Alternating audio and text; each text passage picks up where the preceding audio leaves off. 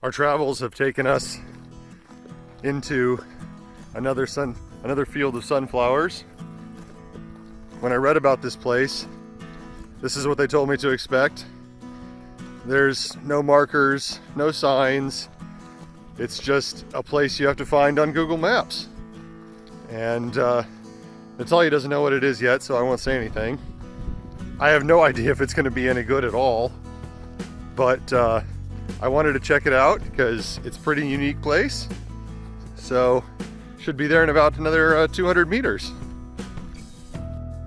It's not a whole lot to look at, but this is a 3,000-year-old stone circle put here by the people who used to live here in the almost Stone Age, before Rome and before the Greeks. This place was inhabited by a fairly primitive civilization, and this stone circle that is right now in the middle of all these fields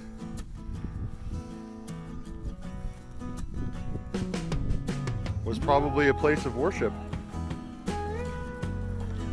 for the locals.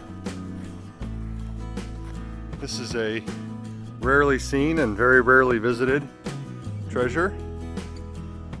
You can drive up just to the edge of the field if you take the right road, which we didn't. We had about a 400, maybe 500 meter walk to get here, but you can get as close as about 100 meters.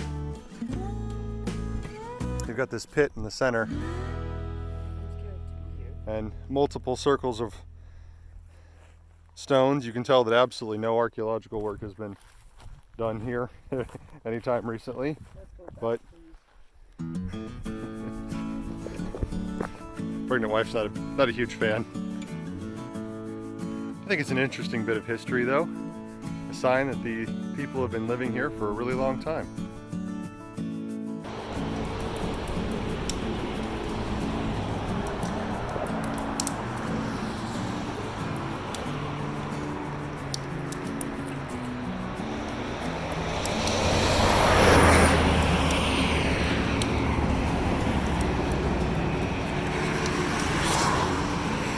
We stopped here by this market on the side of the road, and we're just walking on the shells of, it looks like some kind of nut, and these ladies are over here cracking these nuts by hand, and they've been doing it so long that the ground is just covered in the shells and nothing else, and there's like 10 of them working at it. They have all this great stuff for sale.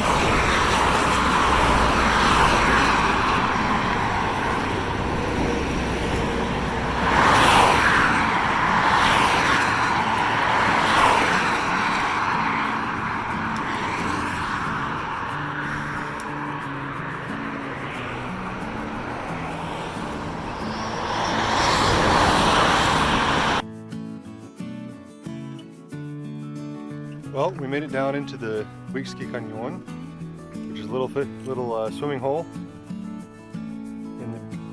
near the village of what's it called? Biki? What? Buki. Oh, Buki.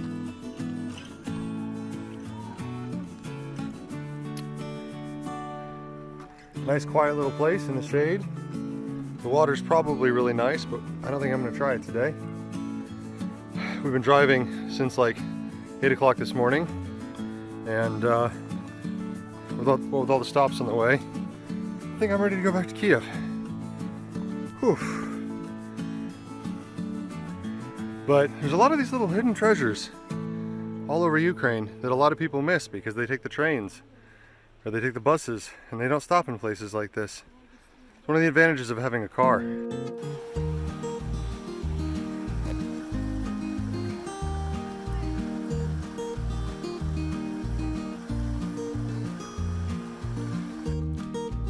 So we visited the Sakuri Japanese gardens, just outside of Kiev.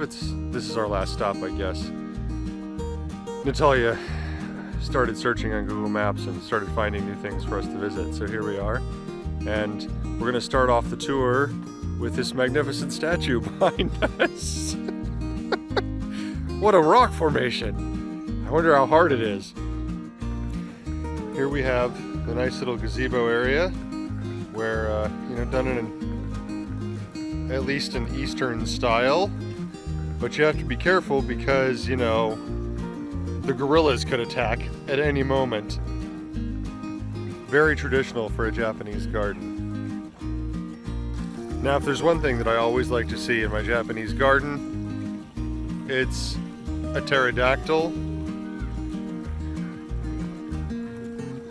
and a Tyrannosaurus. Now, don't get me wrong, these are pretty awesome wood carvings. It's got all kinds of stuff going on in there. And I can't complain about the price. It was 50 hryvnia, so less than $2 to get in. We got here about an hour before they closed. I've had a little bit of a chance to walk around. They've got traditional Japanese sculpture throughout the gardens. You can see we've got, Japan is famous for their crocodiles and their lions.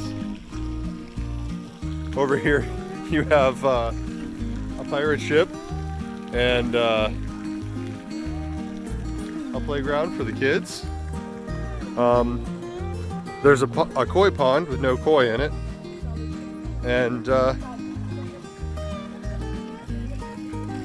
we've got some statuary going on. There was a bird zoo over there with some exotic chickens in it, and also a couple of parrots and other actually exotic birds, peacocks and imperial pheasants and stuff like that. My favorite bit was the chickens. Take a look at the koiless koi pond with its dolphin statuette. And of course, what Japanese garden would be complete without elephants?